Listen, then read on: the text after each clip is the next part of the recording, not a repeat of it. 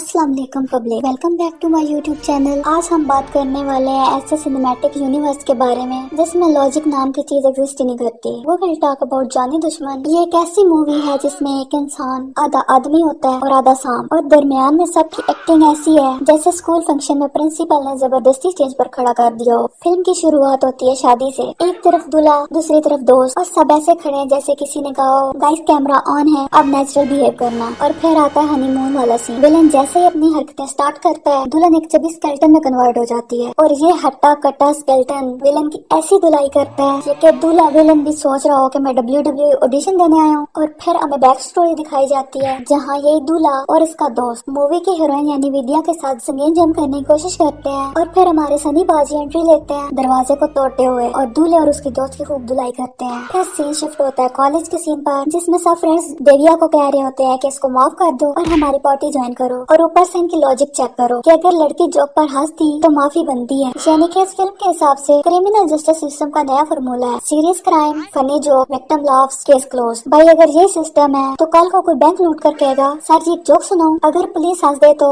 Congratulations, looting successful. फिर हमारी heroine के पीछे एक रिक्शादारी नर्व पड़ जाता है, और वो कोई नॉर्मल स्नैक नहीं है, ये है multi talented professional snack. Bike चलाता है, कार चलाता है, और टीवी पे प्रोग्राम भी होस्ट करता है, इंसान बनता है, लड़की बनता है, और बदला भी लेता है। भाई ये स्नेक है, ये फुल टाइम एक्शन हीरो, और हीरोइन भी कमाल है। एक तरफ सनी देओल बॉयफ्रेंड और दूसरी तरफ रिक्शादारी आशिक, और मैडम कंफ्यूज है कि किसके साथ रिलेशनशिप में जाऊं। और मैडम सांप से ऐसी बात कर रही होती है जैसे कि पहली दफा किसी अजनबी आदमी से नहीं बल्कि और स्कूल फ्रेंड से मिली हो। लोग सांप को देख के चीखें मारते हैं, और ये बाजी इम्प्रेस हुई है। बहरहाल वो सांप इसको अपने पिछले जन्म की स्टोरी बताता है जिसमें दिव्या और सांप एक साधु के केव पर नाच रहे होते हैं। भाई पूरा जंगल पड़ा था, लेकिन नहीं, इन्होंने तो साधु के केव के ऊपर ही रोमांस करना था, और इनकी इन्हीं हरकतों से तंग आकर साधु भी इन्हें कर्ज दे देता है, वो भी 2000 साल के लिए। फिर वापस आते हैं क्रिमिनल्स की तरफ, जिन्हें पहले दफा माफ कर दिया गया था, वो दोबारा विलेनी में उतर आते हैं, और फिर दोबारा दिव्या को फंसाया जाता है। और जब बाकी सब लोग आते हैं तो कोई उसको हॉस्पिटल नहीं लेके जाता, कोई एम्बुलेंस नहीं, कोई पुलिस नहीं, सब बैठकर डिबेट कर रहे होते हैं। भाई बंदा मार है, ये पार्लियामेंट सेशन नहीं है, मगर सारे दोस्त कह रहे होते हैं दिव्या तुम्हें हम पे शक करने का कोई हक नहीं है, भाई पहले उसे हॉस्पिटल ले जाओ फिर डिबेट कर ले। फिर हमारे रिक्शादारी भाई आते हैं और एक एक करके सबको मारना शुरू, और रिवेंज भी नॉर्मल नहीं, कभी कार से, कभी बुलेट से, कभी फायर से, कभी ट्रांसफॉर्मेशन। लेकिन सबसे बड़ा क्वेश्चन ये है, अगर दिव्या ने सबके खिलाफ रिवेंज लेना था तो हमारा रिक्शादारी भाई सिर्फ मद्दों को क्यों मार रहा है? क्या स्नेक को फीमेल विलन से बात करने में शाइनिश थी? ये कैसा सिलेक्टिव रिवेंज है? उसके बाद एंट्री होती है हमारे प्रोफेसर साहब की। ये प्रोफेसर काम और super natural call centre operator ज्यादा है। रूह को बड़े ठरकी अंदाज में बुला रहे हैं, और बुलाने के बाद रूह को लिटरली फ्लोर के सेंटर में मटेरियलाइज कर देते हैं। भाई साइड से नहीं बुला सकते थे? गोस्ट भी शायद सोच रही होगी भाई कम से कम इंटरेस्ट तो डिसेंट करवा देते।